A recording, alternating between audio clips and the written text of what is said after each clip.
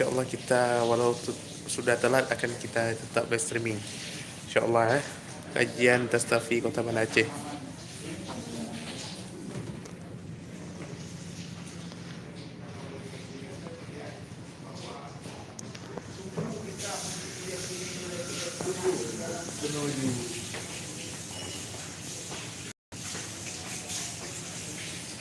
Suasana di luar atau di jalan ini hotel guys, di luar ruang aula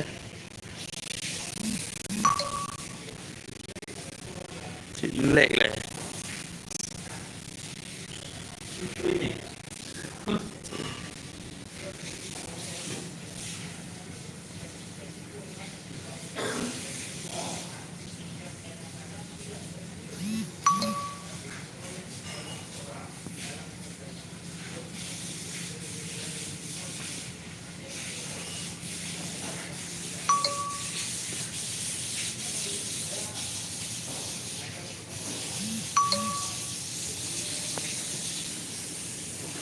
Apa kabar ya Jud?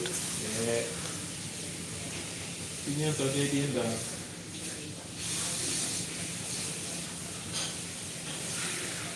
Masya Allah guys, di tepi ruang jalan guys, di luar. Masya Allah,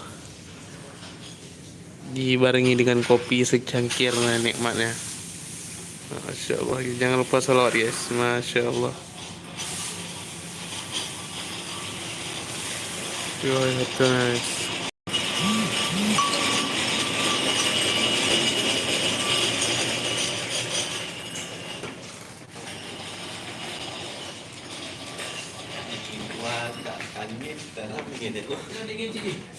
Ya lah, dingin hari. Tunggu loh teman. Yes, bicara sebentar yes. Bicara Jud. Alhamdulillah, inilah kopi suatu mandian disediakan ulama sufi. Masya Allah yes. Iya baru. Nanti cara ada mau nggak? Saya masih ini bukan mereka tidak pandai, tapi berkaitan dengan sumbu tadi. Yang sumbu tadi, nilai akidah tadi, mungkin bukan tidak ada akidah, tingkat keyakinannya yang masih kurang. Dan ini menjadi tantangan bagi kita untuk meyakinkan semuanya, termasuk masyarakat kita, supaya ini harus kita kedepankan dalam proses bagaimana meyakinkan ini tidak terjadi. Termasuk misalnya narasi-narasi yang kami sendiri tidak setuju, dan kami sudah meminta kepada pimpinan misalnya narasi-narasi kita merdeka memilih, ya kan, memilih antara surga dan neraka. Itu kan narasi-narasi yang sangat tidak tepat, dan bahkan kalau saya membahasakan menyesatkan. Karena tugas kita adalah bagaimana mengajak masyarakat untuk masuk ke dalam surga, bukan dipilih. Ketika Allah mengatakan ku anfusakum wa ahlikum nara, itu tugas supaya kita jangan sampai kita dan keluarga kita itu masuk dalam neraka, bukan boleh memilih antara surga dan neraka. Mungkin ini mohon maaf juga, bukan saya bermaksud untuk lihat mungkin tingkat pemahamannya, apakah beliau ketika ada program dari Menteri Pendidikan Merdeka Belajar juga memasukkan merdeka memilih antara surga dan neraka. Nah, mungkin ini kondisi-kondisi yang perlu kita lakukan secara baik. Nah, kemudian tentunya tantangan kita, tadi Pak Sepo sudah menyampaikan bahwa ketika terjadi kondisi seperti ini, banyak perbankan lain yang tidak dikenal dalam konteks syariah sekarang sudah dikenal. Karena mohon maaf, mungkin kalau bahasa di tengah masyarakat Pak Saiful, terkesan bahwa BSI ini monopoli terhadap perbankan syariah. Padahal sebenarnya kita di Aceh ada Bank Aceh Syariah, kemudian ada Bank BSI. Nah, kemudian ada bank-bank syariah lain, ada CNB Niaga Syariah, ada Bank Bukopin Syariah, ada BCA Syariah. BCA saja bisa syariah, apalagi yang lain. Seperti itu. Nah, oleh karenanya, kalau seandainya ada komentar seperti ini, apakah kanun nomor 11 tahun 2018 tentang LKS ini mengusir bank profesional? Tidak mengusir. Tidak ada dalam bahasa kanun itu mengusir. Yang ada adalah semua unit perbankan dan asuransi berlaku dengan sistem syariah. Jadi kalau seandainya ada Bank Mega misalnya mau beroperasi di Aceh, silahkan. Tapi harus ada unit syariah, bukan kita mengusir. Nah, ini kadang-kadang dimanfaatkan oleh sebahagian orang, seolah-olah Aceh ini tidak demokratis karena mengusir bank konvensional. Jadi sebenarnya pemahaman ini juga harus kita luruskan, bahwa kanun itu tidak mengusir, dan kelemahan kita di antaranya kanun-kanun yang banyak dilahirkan oleh pemerintah Aceh itu sangat sedikit aturan-aturan pendukung yang dilahirkan, yaitu berupa peraturan gubernur misalnya dalam proses sebuah kanun yang sudah dilahirkan. Itu sangat sedikit. Malah saya kemarin di paripurna sempat mengingatkan pimpinan supaya ditugaskan khusus kepada Banlek yang periode yang lalu supaya menelusuri semua kanun-kanun yang sudah disahkan, berapa pergub aturan turunannya yang sudah dilahirkan. Karena aturan turunan ini menjadi penting untuk pelaksanaan teknisnya bisa berjalan dengan baik. Misal yang paling kurang, yang baru-baru ini disahkan tentang kanun bahasa, yaitu bahasa Aceh. Ada aturan turunannya, ingguk terhadap bagaimana hari Kamis itu semuanya dianjurkan untuk berbahasa Aceh. Tapi ingguk itu tidak bisa memberi punishment. Karena yang bisa memberikan punishment hanya setingkat kanun yang bisa memberikan punishment terhadap apabila tidak dilakukan. Itu misalnya di antaranya. Di antara kanun-kanun yang lahir di Aceh ini sangat sedikit aturan-aturan turunan yang dilahirkan pasca sebuah kanun sudah disahkan oleh lembaga legislatif. Nah, kemudian daripada itu, saya melihat bahwa tentu dengan adanya kondisi seperti ini ada peluang-peluang lain yang hadir. Peluang-peluang lain misalnya yang dulunya kalau bahasa kami itu Bank Aceh Syariah itu tugasnya hanya menampung SK pegawai untuk mengambil kredit atau pinjaman, sehingga mereka tidak bergerak dalam bidang yang lain. Nah, ketika sekarang muncul misalnya kasus ada SPBU yang kosong minyaknya karena terjadinya error di bank syariah, bank BSI, sehingga pihak Bank Aceh baru sekarang dalam proses melakukan kerjasama dengan pihak Pertamina. Barangkali dari yang berkon, seandainya misalnya Bank Aceh Syariah sudah melakukan katakanlah kerjasama dengan Pertamina, SPBU yang ingin membeli minyak itu bisa juga dengan Bank Aceh Syariah, tentu tidak akan terjadi kelangkaan SPBU minyak di daerah-daerah. Kelangkaan SPBU yang salahnya syariah. Kenapa? Peluang tadi tidak diambil. Kelangkaan SPBU di beberapa kabupaten misalnya itu yang disalahkan syariah.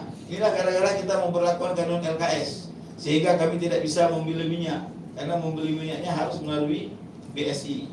Nah, ini kendala-kendala yang kita hadapi dalam pemahaman masyarakat sering berlaku. Oleh karenanya saya sangat berharap tadi sebagaimana dikatakan Pak Saiful tadi, terhadap fitur-fitur ini yang sudah mulai diperbaiki, sudah mulai dikuatkan, itu harus diketahui oleh masyarakat banyak. Karena jangan sampai nanti saya masih berdiskusi dengan pimpinan, dengan ada kasus misalnya ada pelajar Aceh yang mendapatkan bantuan pendidikan, harus mengambil bantuan pendidikannya itu 400.000, tapi mengambilnya harus di Bank BRI yang ada di Sumatera Utara. Jadinya dari mana Aceh, bos gede, gak ada yang untuk cok banknya dong. Nah, ini yang sering sangat dikembangkan. Kalau dulu termasuk masalah BIP misalnya, walaupun sekarang sebagaimana disampaikan tadi, BIP ini sudah bisa disalurkan juga melalui BSI. Ini adalah kondisi-kondisi tantangan bagi kita, sehingga perbaikan sistem perbankan itu menjadi tantangan tersendiri pada perbankan. Dan kemarin saya di Aceh Tengah, saya duduk dengan kawan-kawan yang ada di usaha kopi di Aceh Tengah itu, saya berdiskusi tentang kanun LKS juga, karena mereka ingin bertanya. Kebetulan kami balik pada saat itu membahas tentang kanun pengelolaan keuangan Aceh di Aceh Tengah. Sesuai pembahasan saya duduk. Ada satu hal yang mungkin menurut saya juga dulunya tidak perhatian, tapi sekarang menjadi perhatian, bahwa ketika perbankan syariah diberlakukan di Aceh, itu sekarang sudah sedikit ada gedung-gedung, kantor-kantor yang dulu banyak ditulis gedung ini disita oleh bank. Di daerah itu sudah berkurang. Karena kenapa? Kalau yang disita dengan sistem bank konvensional, satu gedung itu katakanlah jaminan ketika seseorang melakukan kredit atau pinjaman, itu hasil dijualnya itu semuanya diambil oleh bank. Tapi kalau dalam perbankan syariah, yang saya tahu, berapa sisa anggaran yang belum dibayar? Misalnya harga gedungnya 300 juta, dia kreditnya tunggakannya 100 juta. Jadi uangnya diambil 100 juta, yang 200 juta itu dikembalikan kepada pemilik. Tapi kalau dalam bank konvensional tidak, karena itu merupakan jaminan, semuanya diambil oleh bank. Sehingga sekarang alhamdulillah katanya sudah berkurang.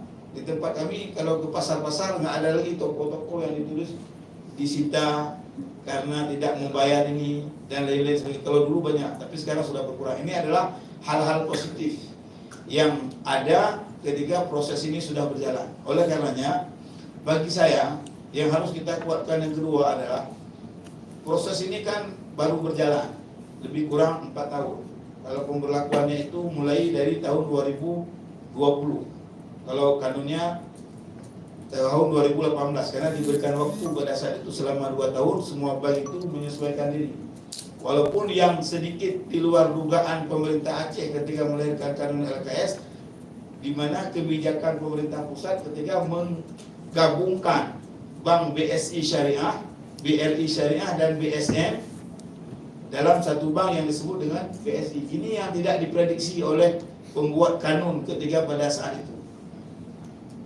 Karena sebenarnya penggabungan penggabungan BRI Syariah, BNI Syariah dan BSM itu menjadi BSI itu tidak tertuang di dalam kanun LKS. Itu merupakan kebijakan pusat yang lahir bersamaan dengan mulainya pemberlakuan LKS di tempat kita di Aceh. Sehingga ketika ada kesalahan yang mungkin di pihak Bank BSI misalnya seperti yang lalu, larinya kepada LKS, padahal dia terpisah kebijakannya. Jadi bagi saya yang paling penting bagi kita adalah bagaimana hal ini kita sampaikan sebaik-baiknya kepada masyarakat. Dan yang kedua dalam proses perjuangan itu, saya mungkin juga pernah menyampaikan di gedung ketika ada Tengku Mustafa, ada Tengku Masrul ikut bersama-sama dengan Balai ketika audensi. Di tempat kita rata-rata baik di Indonesia ataupun di Aceh, penguatan civil society itu jauh lebih kuat daripada katakanlah kami yang menyuarakan di paripurna sekali. Ketika ada dorongan, terus terang saja, ketika ada dorongan dari masyarakat beramai-ramai, dari akademisi, dari para ulama bersuara, kalau seandainya ini direvisi, kami akan menggugat dan lain-lain sebagainya. Ada masyarakat khususnya dari Fakultas FEBI pada saat itu melakukan demo. Itu adalah penguatan-penguatan. Sehingga kadang-kadang di internal kami saja selaku lembaga legislatif, karena tingkat pendidikan tadi yang berbeda-beda, Pak Samsul, sangat susah untuk menyampaikan ide kita bahwa itu bisa diterima oleh semua. Bahkan pada saat sekarang ini pun, ketika ada kasus-kasus seperti itu masih ada yang mengirim dalam grup. Misalnya seperti kasus mahasiswa yang mengambil uang bantuan harus ke BRI misalnya, seolah-olah ingin mengatakan yang gara-gara hana li bank konvensional awak nanyoi kampung bayar jauh Medan. Walaupun itu tidak dibahasakan, tapi artinya keinginan-keinginan itu pasti ada. Tapi karena ada dukungan moral dari para ulama, dari asosiasi-asosiasi baik ISAT sendiri ataupun HIPSI dan lain-lain sebagainya, itu akan menguatkan dalam sebuah satu perjuangan. Karena jujur saja ingin saya sampaikan bahwa tingkat pendidikan dan kekuatan akidah itu menjadi penting bagi kita ketika kita diamanahkan dalam satu tempat dimanapun, baik di lembaga legislatif apalagi di eksekutif, sehingga keinginan itu bisa berjalan dengan baik. Mungkin ini yang dapat saya sampaikan sebagai tambahan saja, karena saya ini adalah ban serap saja pada malam yang berbahagia ini, menyakuli balik nyuko ban serap Bangandi. Tapi kalau ini ban serap nih, itu menurut apa yang sudah kami lakukan disampaikan, mudah-mudahan tentu hal seperti ini akan sangat bermanfaat dalam kita melanjutkan perjuangan kita dalam mempertahankan nilai-nilai syariah yang sudah kita yakini untuk dilakukan di Aceh ini. Apalagi sebagaimana tadi disampaikan bahwa Aceh ini ada satu kekhususan dan keistimewaan. Dan keistimewaan dan kekhususan Aceh itu sudah menjadi sebuah nama komisi khusus, yaitu Komisi 6 dengan namanya adalah Komisi Keistimewaan dan Kekhususan Aceh, yang itu tidak ada di tempat lain, dan ini harus kita pertahankan sebagai wujud keistimewaan dan kekhususan Aceh. Terima kasih. Billahi taufiq wal hidayah. Assalamualaikum warahmatullahi wabarakatuh. Waalaikumsalam warahmatullahi wabarakatuh. Luar biasa, saya kira banyak sekali ilmu yang kita peroleh malam ini. Berawal dari perlu ada penguatan akidah dan dalam konteks muamalah. Kemudian tadi juga sudah dipaparkan tentang eksistensi BSI dan apa yang sudah mereka lakukan dan akan dilakukan, yang kita berhadir bisa mengambil peran. Kemudian ya Wirawan tadi mengingatkan kita bahwa jangan ada narasi yang mengurangi nilai narasi itu yang menyedot sistem syariah kita. Ini artinya perlu ada action, dan saya yakin narasumber lainnya yang berada di sini ada hal pentingnya. Mungkin MHH ya, MHW yang akan mengawali, ya, Mustafa Husin Wela, silakan. Yang lain siap-siap terus, silakan. Assalamualaikum warahmatullahi wabarakatuh. Saya hormati kepada para guru yang telah dihormati oleh para pembicara sebelumnya, dan juga kepada seluruh jamaah yang telah berhadir. Saya hanya menambah beberapa konfirmasi yang sebenarnya tadi disampaikan dalam ada sambutan. Yang pertama, ini karena ada yang tanya ini Pak Saiful kan, kait kenapa hanya diundang BSI saja? Itu langsung WA ke saya, kenapa hanya BSI, kan ada bank lain di Aceh. Itu dipertanyakan, bahkan itu sempat ditanya langsung ke kami. Maka ini ada rekaman, nanti mungkin bisa dengar yang lain. Mungkin ada juga kawan-kawan dari bank yang lain. Pertama kami beri jawaban bahwa selama ini memang kami yang sering komunikasi dengan BSI. Ada juga bank lain yang kami undang, yaitu bank Syariah Aceh, dihubungi langsung oleh ketua IPSI. Beliau sedang berada di Langsa ya, Mengkubalia, sedang berada di Langsa. Lalu kami minta mewakili, juga tidak ada yang mewakili. Mungkin karena nanti di sini beberapa hal mungkin dalam anggapan beliau tidak bisa hadir malam ini. Jadi kita memang kajian ini selalu terbuka untuk siapa saja dan berbagai lembaga keuangan. Tapi kebetulan malam ini yang bisa hadir adalah BSI. Karena seperti yang kita bilang, memang kita sering berkomunikasi dengan BSI selama ini dalam bukan hanya isu ini saja, tapi dalam hal lain juga sering kita bicarakan. Mungkin ada yang tanya juga kenapa BSI saja di Aceh. Mungkin ini kita hanya bisa menjawab dari segi pandangan. Ini hanya tambahan Prof ya, mohon maaf ya. Dalam segi ilmu bahasa atau linguistik, orang Aceh hanya cigala ada por nih. Kayak contoh kendaraan motor, nya mandu Honda ya kan? Padahal merek-merek tapi selalu dipanggil. Atau ada air mineral, itu yang masuk duluan adalah Aqua. Akhirnya semuanya jadi Aqua. Begitu juga dengan BSI, dengan Bank Syariah. Karena hadir yang lain, yang bentuk BSI. Karena BSI yang paling mengakar, yang paling banyak, atau yang paling apa yang ada di Aceh. Saya melihat itu mungkin faktornya sehingga orang seolah-olah nanti sudah lain. Tetapi dengan disampaikan tadi berkat masalah error sistem itu, sekarang ternyata udah tahu ada bank lain rupanya ya. Yang kedua ingin saya sampaikan, mungkin ada adik sekalian, kenapa Prof malam ini hadir sebagai moderator? Kami jauh-jauh hari sebelum buat acara kami ada diskusi, selalu ada DPP ISAD, ada Tastafi, ada HIPSI. Itu semuanya Dewan Penasehatnya itu Prof Samsul Rijal. Perlu ada adik atau jemaah tahu, itu Dewan Penasehatnya ada di BP ISAD, ada di Tastafi Banda Aceh, ada HIPSI, itu beliau yang mau. Jadi kehadiran beliau malam ini adalah membesarkan kita semua dan membesarkan acara kita ini. Jadi sekali lagi terima kasih Prof telah membesarkan acara ini. Tadi saya bilang sama Dr. Saiful, alhamdulillah Prof mau bersama kita malam ini karena telah membesarkan acara kita. Karena biasanya kalau moderatornya hebat, acara itu jangan banyak lagi insya Allah. Karena yang pemilik acara biasanya seorang moderator ya. Terima kasih Prof. Yang kedua, yang seterusnya bukan kedua, terkait dengan masalah, saya lihat yang nyerang-nyerang BSI atau Bank Syariah itu orang itu aja. Kan kami sering bercanda dengan Syekh Masrul, kami lihat sering mantau ini aja ya. Rataso ya. Jangan-jangan kita lihat ini memang orang sudah benci rumah bahasa Aceh. Urang ke benci rumahnya tak pernah berdoi ya. Kalau bahasa Aceh benci rumah, ini hanale, dempur dah bakar para kapur. Begitu juga padahal ada sisi-sisi yang positif, ada yang bagus, walaupun tidak semuanya belum bagus ya. Beda dengan tidak bagus atau belum bagus. Kita ini belum bagus, belum sampai kepada yang idealnya. Tapi kan dalam proses, bagaimana disampaikan tadi baru 4 tahun dalam proses ini. Itulah jadi masalah. Mereka inilah yang saya lihat. Ini urun soal kan.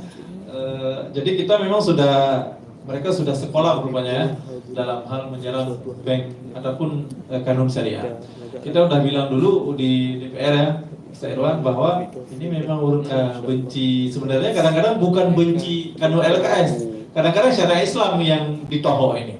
Jadi mereka berlindung aja di balik errornya sistem. Kemudian kami juga kajian ini selalu mengundang orang-orang yang profesional. Makanya kami diskusi awal, siapa yang kita undang dari DPR. Kami bilang, ini orang yang berkompeten. Kan Nasibulan yang paling datu anjir, sekarang tidak berkompeten. Ada yang mungkin di atas yang dianggap secara struktural lebih tinggi, saya bilang jangan. Kenapa? Tidak berkompeten. Kompeten. Makanya yang diundang adalah orang nomor 2 di DPR. Dan alhamdulillah lalu kada undangan lalu ditunjuk lagi dalam majelis kami, siapa lagi? Ustaz Irawan, semua sepakat beliau berkompeten. Akhirnya disetujui beliau sebagai pengganti. Jadi ini soal orang yang duduk di depan adalah orang yang berkompeten, bukan impoten. Alhamdulillah. Jadi kami memang agak kritis. Kadang-kadang kami saling serang juga sama-sama pribadi ketua yang ada 3 itu. Terus tanggung kan rekornya memang cike beliaunya pulang dijelaskan. Dan sering dari Tengku Balia juga nggak diterima. Kadang-kadang ngornya ada juga yang diterima. Kenapa? Karena dengan latar belakang macam-macam. Karena kayak pengusaha, kamu ragu bucu tuh gue kan? Karena kalian ragu peninggal lain. Makanya kami yang murni ini nggak terlalu ini. Kemudian sedikit lagi ada yang bilang ini jangan-jangan BSI mau sosialisasi ini. Itu ada juga yang bilang. Ini program, kami bilang, kami selalu pegang apa yang disampaikan oleh Yasuf, Pak Saiful. Kita ini jangan sekali-kali tidak mau membesarkan orang lain. Hanya proyek kok. Padahal kita ada namanya simbiosis mutualisme ya. Punya proyek kok, proyek aja sih. Padahal kan ada bank-bank lain yang kita mau, tapi seperti yang kita bilang tadi, dalam kesempatan ini, insya Allah juga kesempatan yang lain akan kita lakukan. Terima kasih ini kesempatan ini. Ini hadir di samping saya ini Pak Julandi ini. Kebetulan kami punya sama-sama hobi ada koleksi ontel ya, sepeda ontel. Saya suka sepeda ontel. Ini beliau di belakang karena kami sering dulu di kajian KBSI. Saya bilang jangan di sini saja di samping saya. Barangkali beliau sering punya masukan-masukan yang agak sedikit cadas biasanya kalau dari beliau ya. Mungkin ada sedikit Pak Jo. Mustami dulu. Baik, terima kasih dari saya. Assalamualaikum warahmatullahi wabarakatuh. Baik, mungkin ada 2 orang lagi dari belakang sisi. Ada? Ya, silakan tolong dibantu. Ini ada yang bertanya, jangan ke sini ya, langsung saja. Ini ada kirim kertas sama saya, jangan langsung pegang mic, tanya aja. Ya, silakan. Dibantu di rumah. Ya, cepat.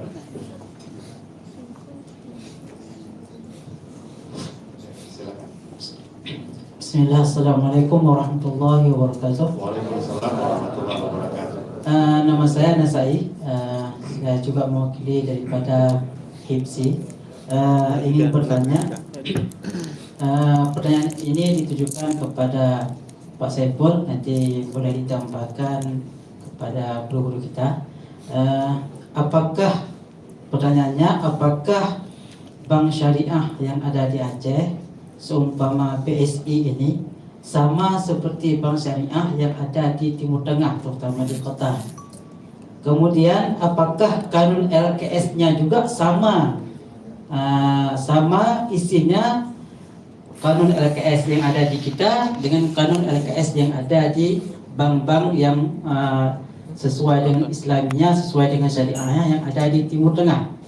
Dan kenapa mereka bisa maju dengan sistem perbankan mereka, dan kita kenapa tidak seberapa maju ketimbang mereka? Apa yang menjadi hambatan sistem kita ini? Apakah error di sistemnya ataupun bagaimana? Itulah pertanyaan saya. Assalamualaikum warahmatullahi wabarakatuh. Assalamualaikum warahmatullahi wabarakatuh. Ini seorang lagi dari sisi kiri saya. Atau di belakang ada? Di depan? Ya, ini. Oh ya. Itu sudah. Yang lain, narasumber lain mempersiapkan.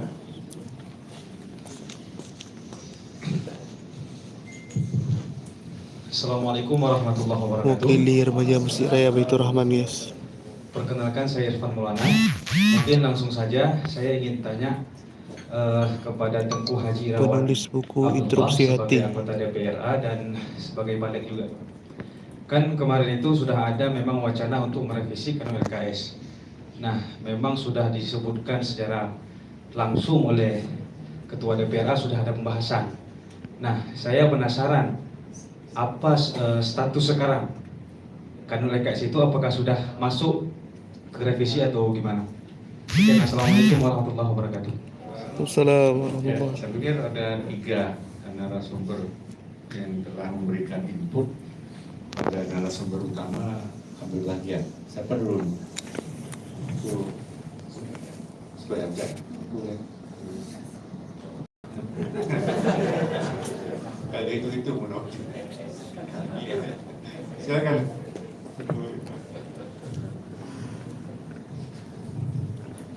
Agak kena update. Terpikir untuk sesuai yang pertama. Ya baik, terima kasih. Mungkin saya pertama terima kasih kepada pihak ISAN, Mustafa Suryola atas kepercayaan, karena memang begini, dalam pembahasan saya beberapa kali dibuat di Kriak, saya nggak diundang oleh yang buatnya, misalnya pengusaha-pengusaha Kadin. Ada kawan-kawan yang lain diundang. Saya tanya kenapa nggak diundang? Karena orang kayak pengusaha dukung LKS diundang nih.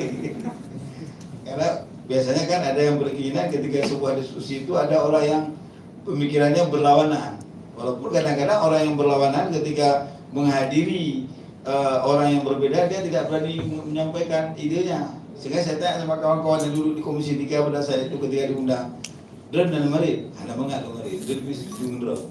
Mana Marit, anda Marit, lun juk arahan mudah musyuk." Nah, sehingga alhamdulillah kalau hari ini kita dalam rangka, kalau saya lihat frekuensinya ini sama semua kan. Nah, insyaallah dalam proses menguatkan bagaimana syariat Islam itu berjalan, termasuk dalam konteks perbankan syariah yang ada di Aceh. Nah, yang kedua yang mungkin ditanyakan kepada saya oleh saudara Irfan Maulana tadi, posisi sekarang bahwa belum ada pembahasan sedikit pun terhadap keinginan revisi Kanun LKS yang ada sekarang. Kalaupun kemarin ada komentar dari pimpinan, dalam hal ini Ketua DPRA, itu sifatnya sangat pribadi, karena proses sesuatu yang dianggap penting dan sesuai dengan prosedurnya itu harus dibahas dulu di dalam Banmus, bahwa kita akan melakukan revisi Kanun LKS misalnya, itu harus dibahas dalam, sampai dengan sekarang belum dibahas.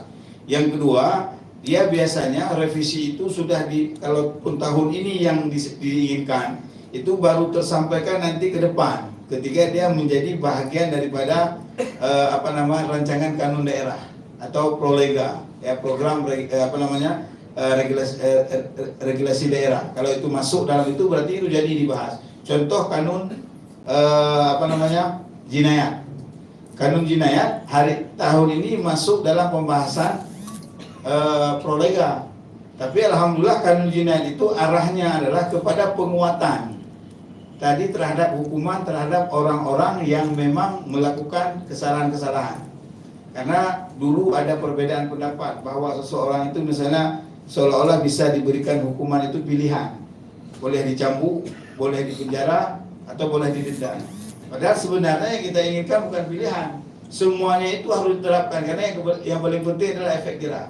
Nah, kalau posisi Kanun LKS sampai dengan saat sekarang ini tetap masih belum dibahas untuk dilakukan revisi, walaupun ada wacana-wacana yang menyampaikan kalaupun direvisi itu adalah untuk penguatan kanun itu sendiri, bukan untuk menghadirkan perbankan konvensional untuk lahir lagi ke Aceh. Kalau itu menurut saya sudah ditutup. Kalau dilakukan revisi penguatan terhadap penguatan yang ada dalam kanun. Misalnya kalau seandainya ada satu perbankan melakukan kesalahan misalnya atau apa yang harus diterapkan terhadap perbankan tersebut. Jadi yang ditutup adalah bagaimana mengembalikan bank konvensional kembali pada sidak kita. Karena bahasa kami ini, kalau itu bukan revisi lagi namanya. Kalau sudah menghadirkan bank konvensional itu bukan revisi namanya, tapi sudah merubah kanun. Karena substansial kanun itu adalah bagaimana pemberlakuan sistem syariah, lembaga syariah. Jadi bukan revisi, itu sudah merubah. Kalau merubah kanun kami tidak mau. Jadi kalau posisi sekarang masih aman-aman saja. Mudah-mudahan kita tetap mengawal secara bersama-sama supaya keamanan itu akan tetap dijaga. Mungkin ini saja dari penelitian tadi. Baik, terima kasih. Saya jawab tentang persoalan kesamaan antara kanun LKS di Aceh dengan di Arab. Setelah di dalam diskusi kawan-kawan yang pro revisi ini, mereka menggugat kenapa ulama-ulama di Arab seperti di Mesir, di Al-Azhar, Darul Iftah yaitu termasuk Syekh Muhammad Ali Jum'ah, muftinya dulu di masa beliau menjabat sebagai mufti, menyatakan bahwa bunga bank itu halal karena itu masuk dalam bab investasi, bukan dalam bab riba. Itu yang sering diadu oleh ulama di Aceh, ulama di Arab, ya, itu bahasanya. Jadi dalam bab ini aneh saja ketika ada hal-hal yang menguntungkan kita comot yang di Arab, saat merugikan kita lupa tentang Arab. Itu yang pengaji itu namanya orang-orang yang oportunis, tukang opor dan tukang tumis. Yang menggalak-galak orang di Arab, yang menggalak di Arab. Jadi dalam bab ini, kalau kita ingin supaya fatwa yang di Arab itu bisa dipraktikkan, cara paling mudah tinggal di Arab. Itu bank konvensional di Arab, bunga banknya halal. Versi ulama di sana, andai kata itu salah dan tetap haram, maka dosanya ditanggung oleh pemerintah. Kenapa? Karena ada kewajiban taat kepada ulil amri. Sedangkan di Indonesia, otoritas yang mengeluarkan fatwa bukan Darul Iftah Al-Masriyah, tetapi Majelis Ulama Indonesia. Dan kajian Majelis Ulama Indonesia menyatakan bahwa bunga bank haram. Jadi tidak boleh diadu yang di Arab dengan Indonesia karena fatwa itu dia bersifat teritorial. Saya ambil contoh kasus 2003 Darul Iftah Mesir ketika dipimpin oleh Syekh Ahmad Farid Wasil itu mengeluarkan fatwa bahwa amaliyah istishhadiyah, aktivitas bom bunuh diri di Palestina itu sah dan mati syahid. Bom bunuh diri. Ada dua fatwa saat itu yang bertentangan dengan sikap pemerintah. Yang pertama bom bunuh diri dan yang kedua mengharamkan rokok. Pemerintah sangat diuntungkan dengan cukai rokok. Maka di Indonesia di Majelis Ulama itu sudah haram merokok di Majelis Ulama, tapi di MPU belum, karena MPU bukan bagian dari Majelis Ulama. Atau MPU Aceh di Labuhan. Jadi amaliyah istishhadiyah itu divonis mati syahid dan dapat pahala syahid. Itu fatwa hanya berlaku untuk di Palestina. Kenapa? Karena kondisinya berbeda. Orang Palestina saat itu belum punya senjata untuk bisa memerangi Israel. Karena Israel itu terapkan barometer tertentu antara perbatasannya. Apabila ada orang Palestina datang dengan membawa senjata, senjata orang Palestina belum bisa menjangkau Israel, tapi senjata orang Israel sudah bisa tembak mereka. Maka satu-satunya cara untuk memerangi Israel saat itu, ikat bom di badan, datang ke perbatasan, ledakan. Sehingga diponis, difatwakan bahwa amaliyah istishhadiyah itu mati syahid. Tapi berbeda kasus kalau diterapkan di negeri lain. Di Indonesia kita pakai bom bunuh diri aja karena masih ada elemen sihir macam kita masih ada senjata lain untuk dipakai. Elemen kebahayaan banyaklah elemen gayung macam. Sedangkan antara Palestina dengan Israel enggak berlaku, maka satu-satunya senjata adalah bom bunuh diri. Karena itu satu-satunya saat itu difatwakan dia istisyhadiyah itu mati syahid. Tapi ketika orang Palestina sudah bisa buat senjata, rudal al-Qassam dan lain sebagainya, maka hukum ini menjadi batal. Maka sifat fatwa itu teritorial, tidak bisa dibawa ke tempat lain kecuali diadopsi secara resmi oleh pemerintah. Maka kita sampaikan ke kawan-kawan yang selalu mementingkan terbalik ulama Arab dan ulama Aceh. Ingat, kealiman itu tidak dimonopoli oleh negeri. Kealiman tidak dimonopoli oleh negeri. Allah memberikan ilmu kepada orang yang dikehendaki. Yu'til hikmata man yasha' wa may yu'tal hikmata faqad utiya khairan katsira. Jadi kalau kita terlalu punya penyakit sindrom inferioritas kompleks, kita merasa kalau di bidang ilmu agama itu orang Arab segala-galanya. Oke. Tapi pertanyaannya, bukankah ulama-ulama di Arab sekarang itu adalah murid dari ulama Indonesia? Syekh Muhammad Yasin Al-Fadani itu orang Padang. Itu ulama-ulama di Arab murid beliau. Kita hanya merasa inferioritas kompleks. Jadi kalau sudah berbicara tentang teknologi, ada kata kalau barat tentang kata luar ini. Kami di bangai hari ini. Selalu masyarakat banding-bandingkan. Sama dia pernah syekh dari anak. Ini persoalan. Padahal di Arab itu ada yang tidak bisa baca baris kitab sama sekali. Makanya kalau ketemu orang Arab yang menyombongkan diri, baca saja ayat Al-Arabu asyaddu kufran wa nifaqan. Selesai kan? Coba. Ini satu bab. Maka terkait dengan fatwa-fatwa ini, tentu kanun LKS itu bersifat lokal dengan kebijakan Indonesia dan pendekatan Aceh. Tidak bisa serupa copy paste dengan yang ada di Arab.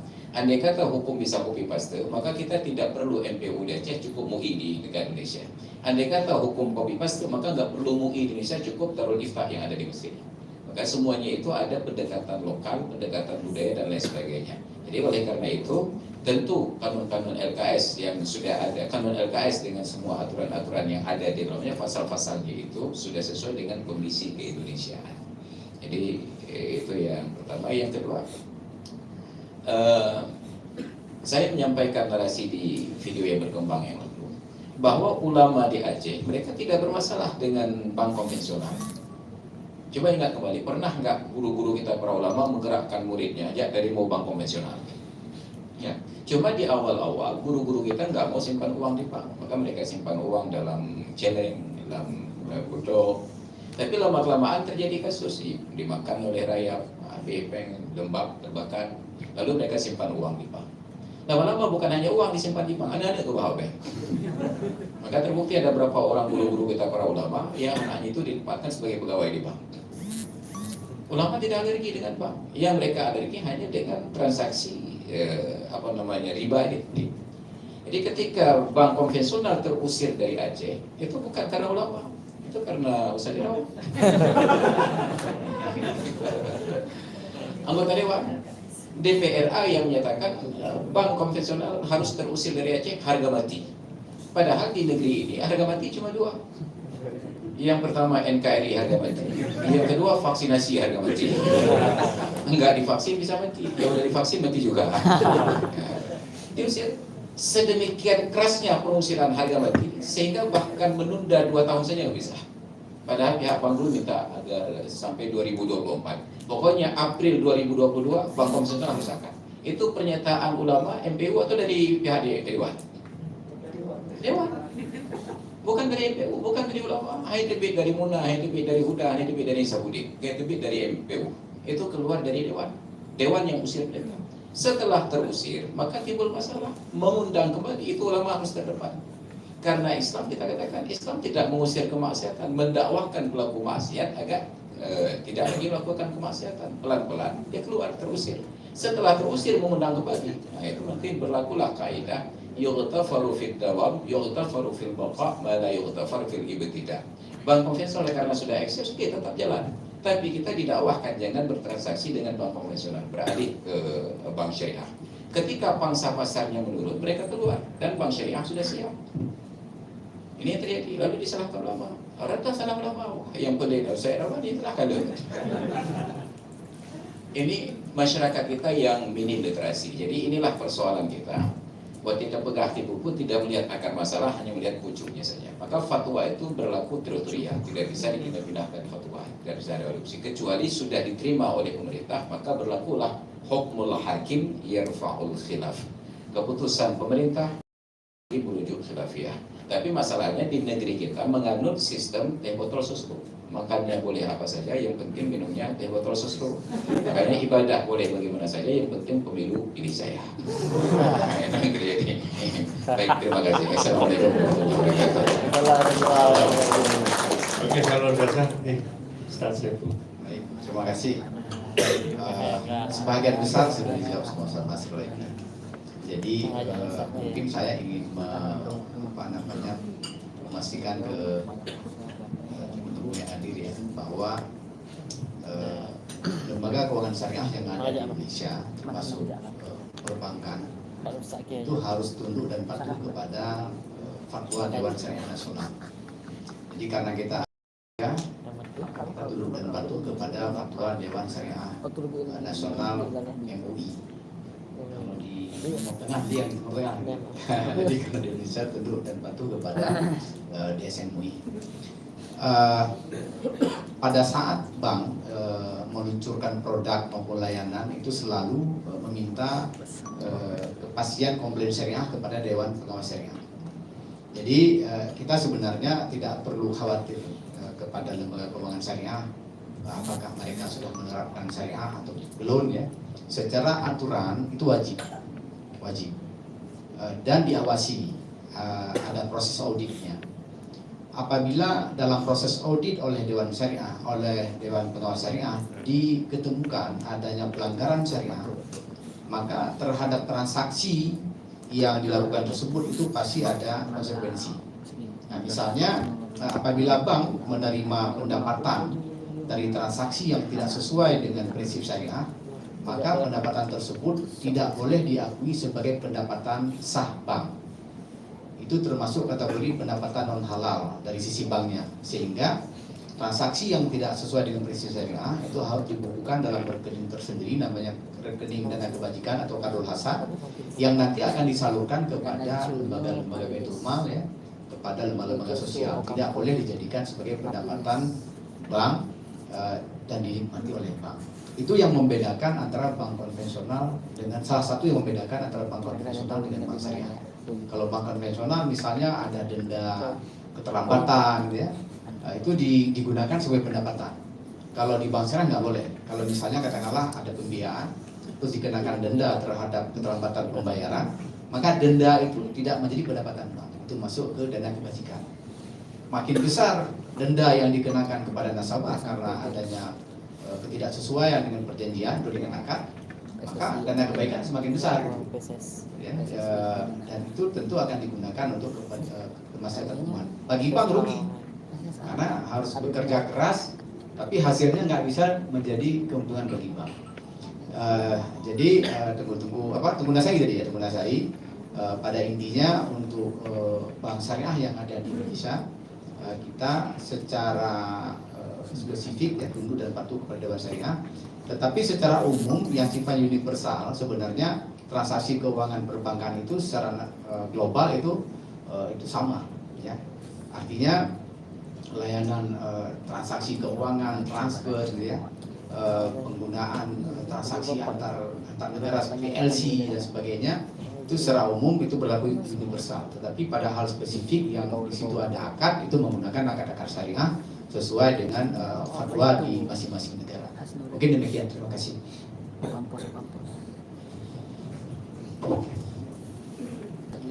Baik, terima kasih.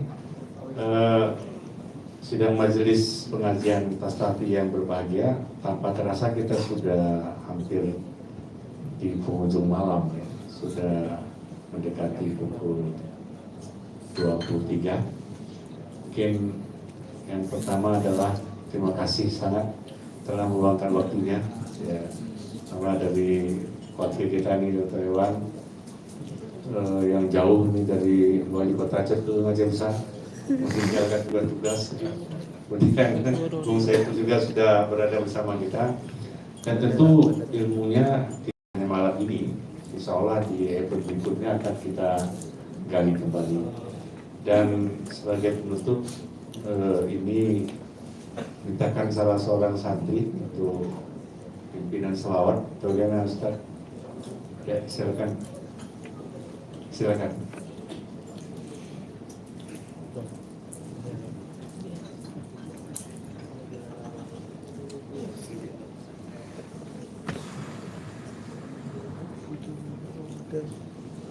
Ada sepatah dua dulu.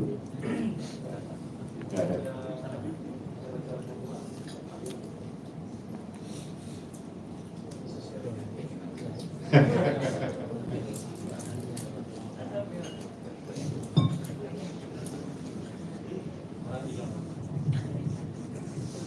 Baiklah semuanya, untuk mengakhiri kegiatan kita pada malam yang berbahagia ini, marilah sama-sama kita mengucapkan Alhamdulillahirabbil alamin, dan sama-sama kita menutup dengan baca salawat. Sallallahu wasallam ala nabi sayyidina Muhammadin wa alihi wa sahbihi ajma'ina. Sallallahu wasallam ala nabi sayyidina Muhammadin wa alihi wa sahbihi ajma'ina. Sallallahu wasallam ala nabi sayyidina Muhammadin wa alihi wa sahbihi ajma'ina.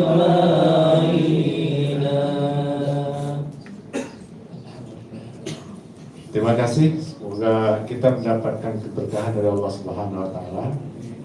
Dan bahasa batik saya dengan ketiga narasumber utama, mereka masih meluangkan waktu beberapa menit untuk foto bersama. Nanti diatur. Saya kira demikian dari saya. Kurang sama maaf. Wallahu muwaffiq ila aqwamit thoriq. Wassalamualaikum warahmatullahi wabarakatuh. Waalaikumsalam warahmatullahi wabarakatuh. Oh,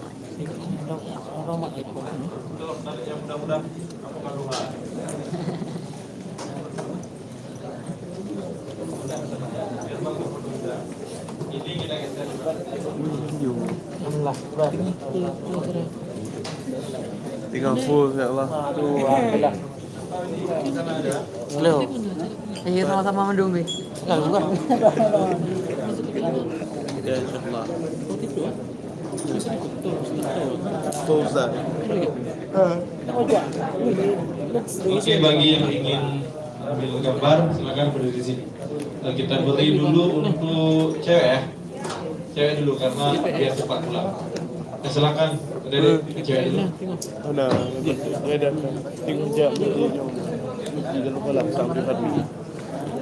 Itu DKM Pak. Cok banyak wujud nah. Izin Mana ya? Ada bersorak lagi ya? mobil ini. Syekh Kuala nya. Syekh Kuala sama Salim Bashar. Halo guys, sekarang sesi foto bersama.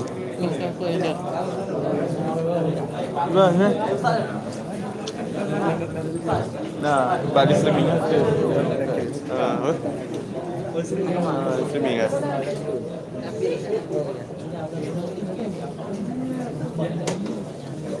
Rompi Nabi. Ayu Suji.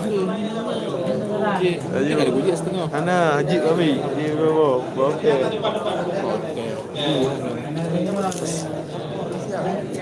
Anda lagi.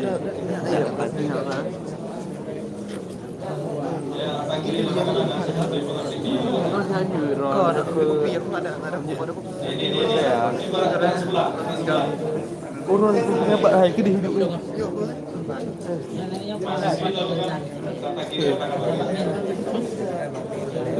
Nyok iro dah. Oh, apa kau? Baik dah, ada foto. Lumpang di ko.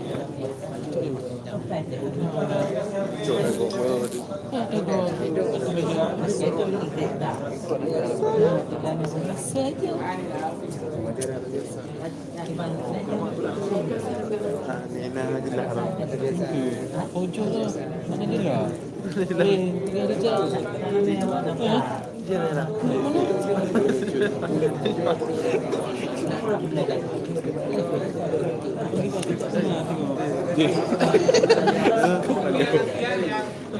ganti.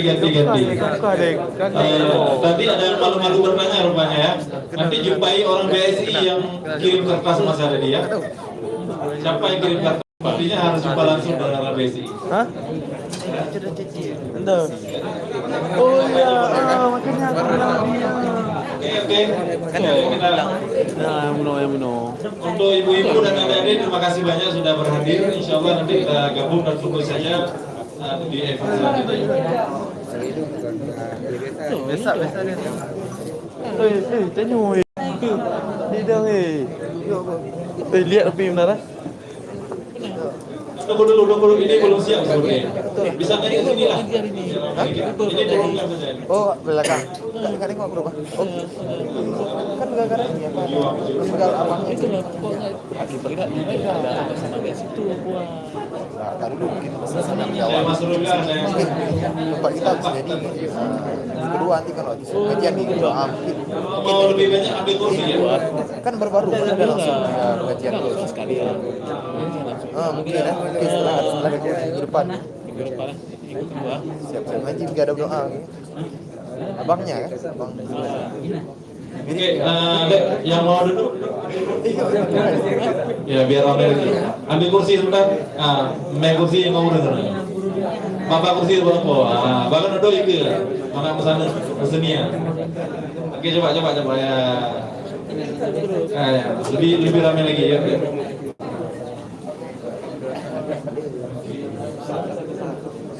Kita nama lagi.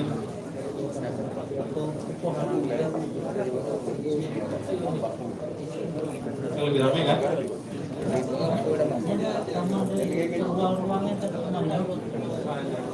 Oke, gabung nama sudah.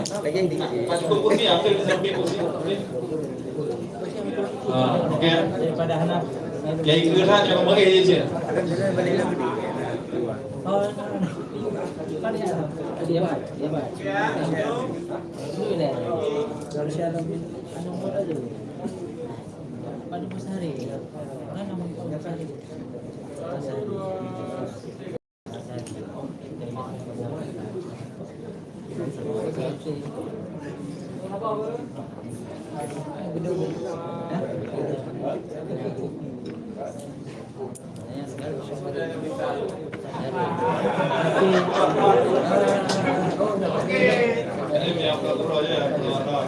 Baik, terima kasih semuanya.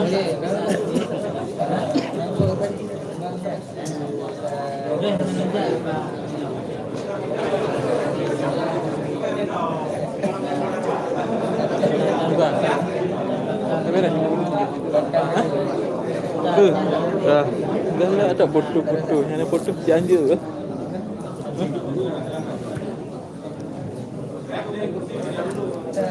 Itu ya, Muhammad. Bawa lebih.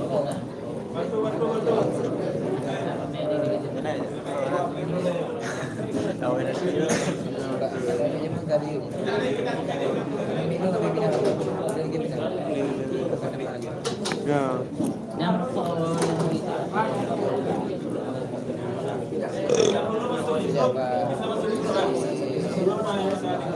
Lanjut yuk. Ngajar lanjut.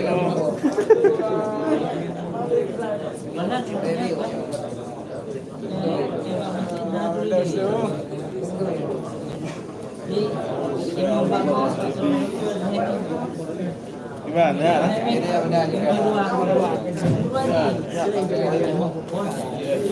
Keluar.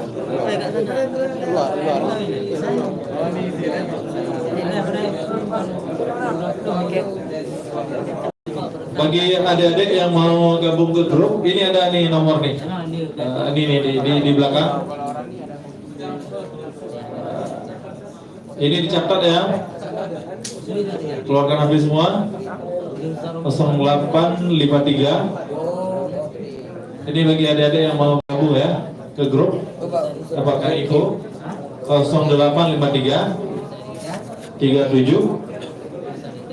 05 9978. Ustazah Nora.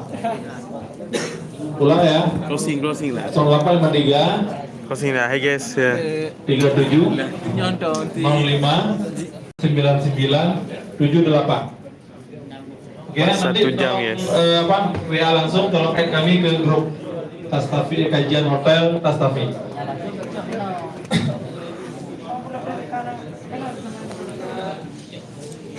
Beginilah guys suasana di penghujung kajian Tastafi aktual Banda Aceh.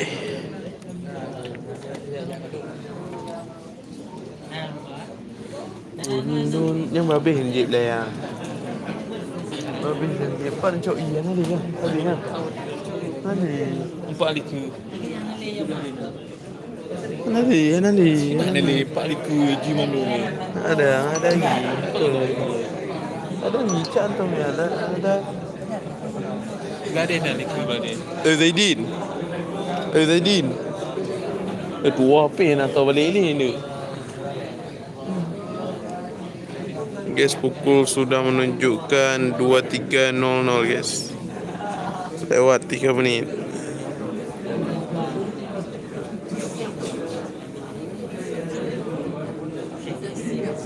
Artinya sudah waktunya kita pulang guys.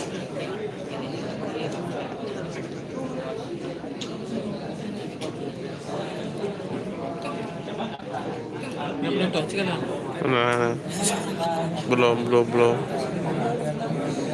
Remaja bersejarah Yayatul Rahman guys.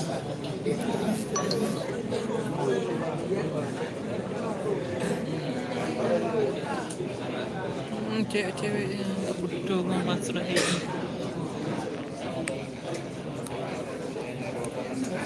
Yang ketiga aku masuk lah. Belum.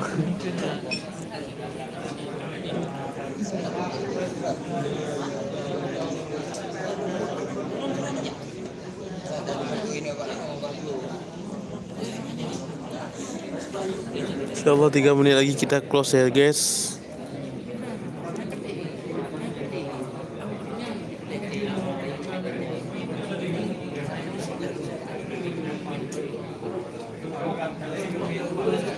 Lari doa. Berapa habis lah ya? Mana? Tet. Closing lah. Assalamualaikum guys. Penonton setia kami tetap selalu di channel Markas Leirat. InsyaAllah kita akan menayangkan video-video menarik lainnya. Jangan lupa subscribe, like, share dan tombol loncengnya guys.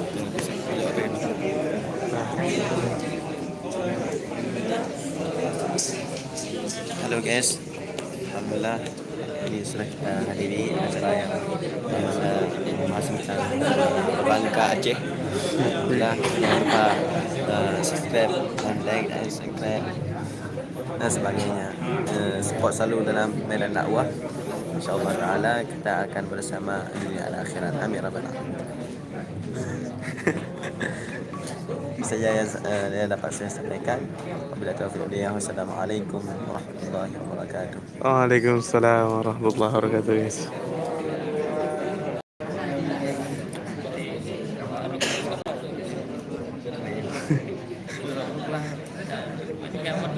Nah, lanjut deh. Kamu nak jawab Pak Daus semua. You mie goreng.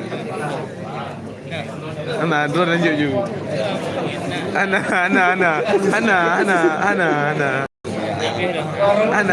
Amana. Be, anak tu bayi. Be, mahai. You baru rob gah pakai ayam buat plima. Ke anak tu orang dekat malam ibu mahai lom ni.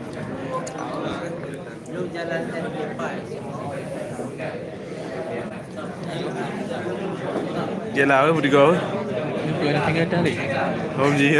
Astagfirullah. Terus. Ana tinggal dah ni bang. Ya Allah ya khair. Ya nama ada di kegok kosong. Masya-Allah.